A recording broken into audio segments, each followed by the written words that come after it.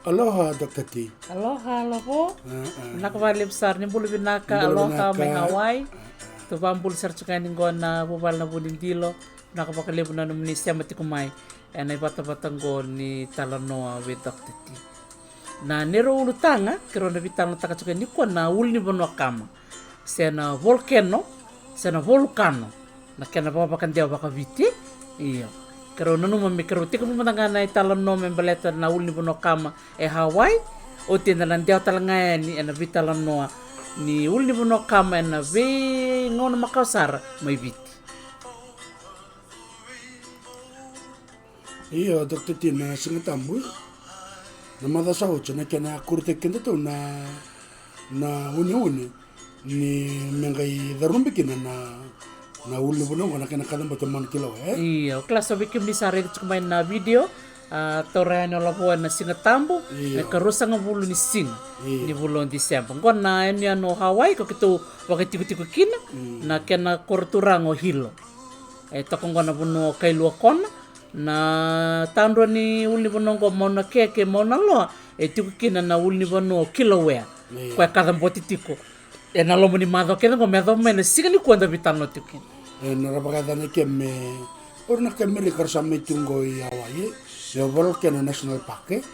lebundra kana lebuni be ngangara rakada kada mboti tu na una uli bono manango mona lo tiku kia o kilowea wana undolu ndonro bichongo bukandu na mita na kena vere mena wasawasa ya leka ko mbala bo chukino monoke wana undolu randro kalim na mite ko na monoke akora mintu kina na be bakandorre na be sebrura rataratu kina na telescope monoke ya monolo kada matu chukino ko kilawa rani ni pamadal takmanda na be atianu anu matin tuli bungo Hawaii ngaliti ko baka Amerika na bonongo. Iya, otak maya o Kauai. Yan lewu to ko na kena taon ya o lihui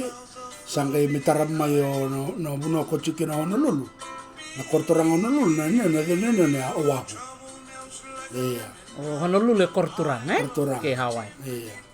Sangai chiko Molokai. Sangai chiko Lanai. Sangai Tarabo Maui. Dana no mucho ngani bono rebi na ko owahu ni chukina Honolulu. Sanga na be nen talar to takongo. Sarambo yan anu rebi naka. Nuku bula. Iya ngai ra bono bula. Bono sotu baka mebiti. Na senika una kawata. Uli matikin na sasaru lewa itu. Tok. Ya kita chukina bigalen. Ya baka den sa chunga na eti Hawaii kita ngo na nango. Hawaii. Nakena na baka Hawaii Hawaii. Iya memang kasaba madal tak ngola boy naka rusang bulisi ni bulo Disemba ado kini ndona uni va pointi va na Richter scale na koko ni uni ngo kasanga baka buna mesa teka bume ya babala na uli bonongo kasa teka bume buye mai na batukan bukan di sarap tok ngone ngo ronang gare tok ngona West Vent wat kina North Vent. Kona runa bunongo ta sobo tunga mikina na batukam. Senga ni vengu rambongi singa.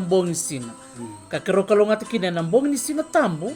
Matakalele ni singa moniti ne karusa ko ni Disemba. Mi mamma ni ro karusa andrai badake. Ro te chuko ni dona ya woni ro andrai badake. Me karo la kisarabo ngo na Volcano National Park na bono kada mboti tikina na uli bono kamongo kilowe. Na iko sa mendone na rundolu chin kawalwe. Na kena kada mo to fisaite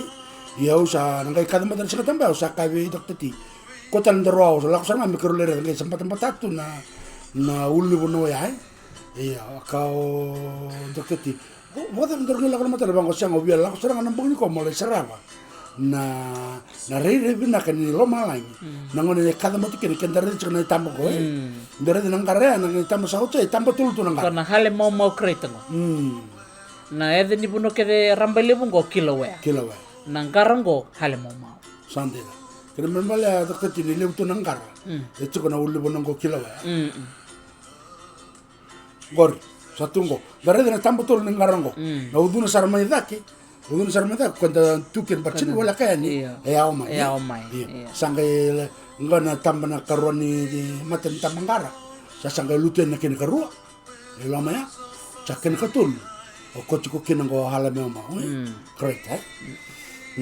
Nangonan daw siya nga tsukine ni kama kaya may daw rani ngwala saranga ng batim-batim ni ulo mo nung kakimli sar-sar tu kaya kaya siya nga tunin daw kama banggo na sarpo no labo era tombal saranga indela ningkelang ko sande na tambaronin ka tombal kali sar-sar iya lebih kena viturang na marami ni barang tsuk mego dari ternita mo dari no meningkar lalenga sengai go na tamanin kara pakai tangan komentangan mati ni tambang kara dakin dari dalam tambang kara dakin go ndoro itu mesana ko moreni sana ba sana kan dua samba ubon waram pandine tawro tsuk totokan din awati ko ikena tin ka dito sa katolo may buli keto may sarabatal nga kinongko an ron rosaran na batu kamong go imi witi sande na iya nabuno bay kalapan ron rosal nga kin tamani katamboti libu ya na tin ka dito sa katolo na uli mo nongko sa kamatung may siapa balo tsung may doon ngonong balabsa wakasam taka tsuk daktati na wula vital nga sao charang tsuk man itutuk may mandro peo may outer roman islandi ni uli mo no tsuk talanga kindanan ran nandalan din tsuk talanga tanan ran uli mo nongko o mon kilawe ni me bangangal tu na kena kadambote enda otobur me kena na wakatu nan ran yo na kena kadambote chungo nan ran sa wakasina itamay na batu wa ida iya ana la manengar iya totokan din iya may Hawaii enda na ngwal sarain go kibiti meda bintu tay takangai na be yanu ke kena be yanu may biti iya ndonga na kau be baka madal tak be kena na barong tuk may na yanu biti yanu ngasar o Hawaii yanu ngwal sar ndari de matangan ko o Hawaii se mbuli tuk nga na yanu ngo se kadam boti tuk nga se mbuli tuk nga so na tingin gele bo se tete tuk nga na kena mbuli na yanu ngo Hawaii yan dari biti ko yan ngasar dari de matangan ko so na we ulni bono may biti iya dari de ko na ulni bono to manibi ulni bono dere tondo may biti sangga tarapa may o kormas basanga sangga ngole may i woma ina mosi o katal nga kina ulni bono kormba ena kenro maliwa o singa toka bat kinanji singa talanga ni muila kina na pe ulni bono ena nraw wakatala kino na kawanra na be ulni bono kete ngo erando kadamboti tu na untolu na mbaki sawat da ngole talanga ni bono lebu na uli bono ngo ko keli tu kina na be batu tali o Mount Kasi do talanga na uli bono ngo tiko ngo i bola ke sabu o na soro lebu iyo may di tabi uni na uli bono o ulu ingalau ni boleh binaka na kanta metebuni siya talaga nung wila kina na yun no kandab dan sarapan ko na be banua en be say bit kina be say ni Pasifika menda kailangan kina na dapat manda tiko na boto ni solo dari ko na kenro mali Australia bat kay biti chuku kina na Indo-Australian plate itay kandua na kenro mali Samoa bat kay tonga chuku na Pacific plate yo viti en tan besar chinga kwa na Fiji plate kwa na ngone rando sema kino rona peletingo kwa do ya chukona kina na uni ya papala na bi anu ya dari de ngona kenro taen rongo o Vanuatu batike na Indo-Pacific plate Indonesia chukna na New Hebrides Arc kwa Indonesia tukna na yan tan na ngono ngo to bitalo chikino go karam boti tukna na yan ngo na ulni bono o Mount Yasir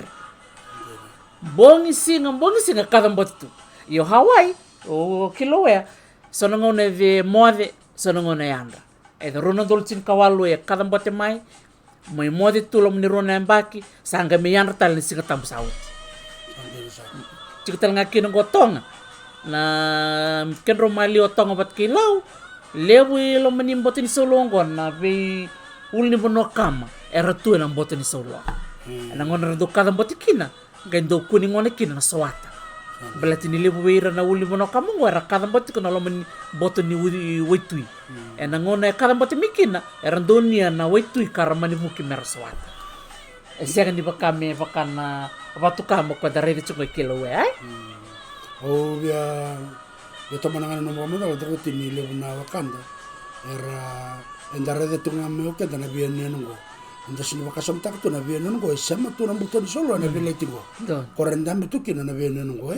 enda kay bakan din tak na ka ba madal tak chika to katini na viene tingo na rabia bala titu sin rabia bakabala tu kapitalia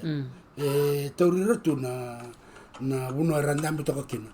kena non ro veisir to kana na veleti me ada kina ngono kina na unione male kada mbote ao na uli no buno mai ni berdi so bana watu wakakena mai tong nda kida danga ni buda da kamenda ne o chaya litali dia na saranga dari dana biba kurumbita kin bi kaya tu na be sei i viti kena be sei burbura da gereti kin ngona ya ngo fulanga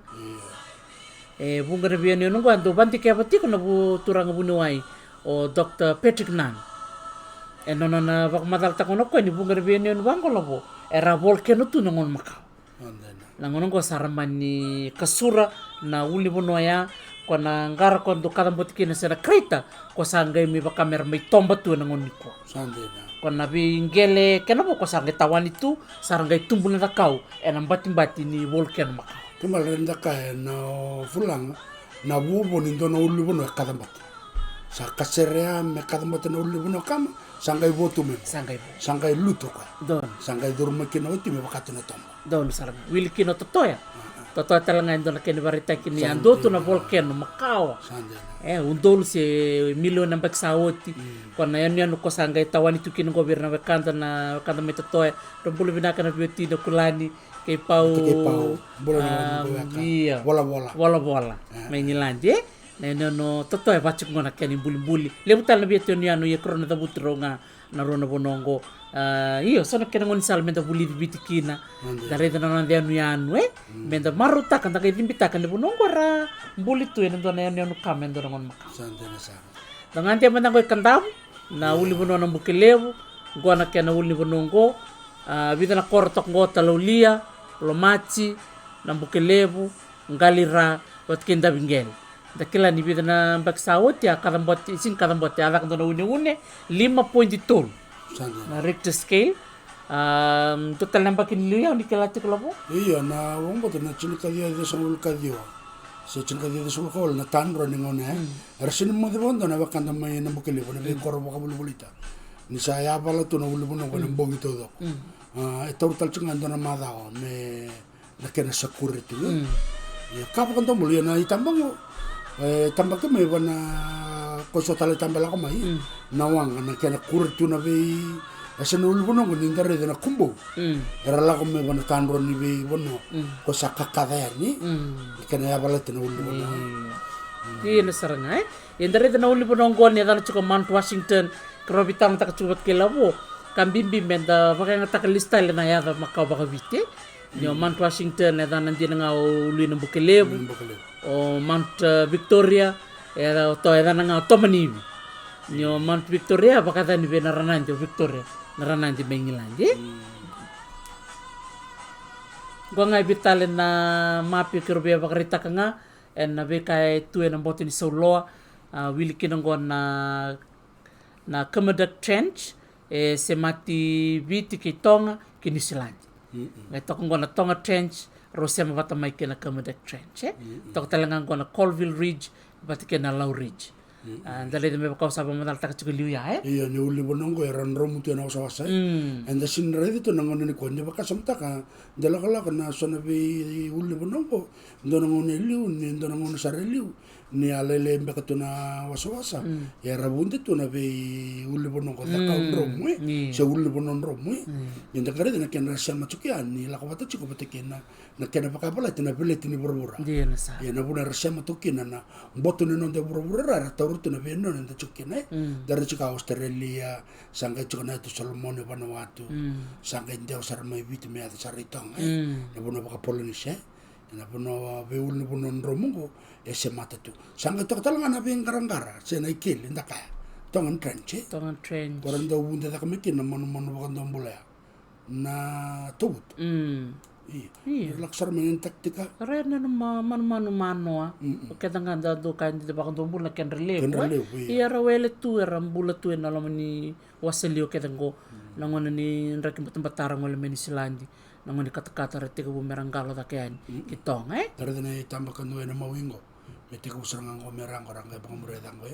na hikurangi trough sanggal ka na kay madake malaya sarang na tangan trench. Sarot me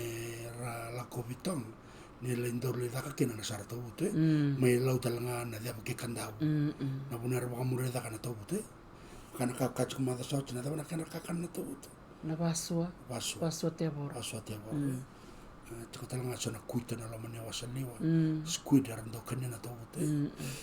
iya viva kurumbite kindina na weka tu na botin solo ante second rate ko na nonra takatako iran na doni buku na tambana ni geology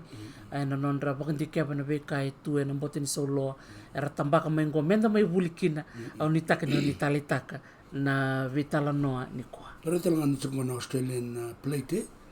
sanga to na Pacific plate sanga to na Fiji basin ro na ka rere na ka Dr. Tinin dari bakan din ni kaya dati ko. Iya, nakabaka levo. Iya. Onita kan ni talitaka na vital no ni kuwa. Iya. Nagitoman tal chuka ni sotala na ulutan karong dingitaka. Men da vital no kina balat ni ngono sarangan ni kuwa. Talo no buta kata-kata sarchik nga na talo no ni ulni bono kamango kilowe. Kakatubo kay tigo sarangan na yan yun ko Hawaii. Ka tigo kina bonongo kilowe ka karono numa me kero tal no tak matangani dona kene tal no sava kaya kerele Benaka bakale benaka Dr. T naka mahalo nui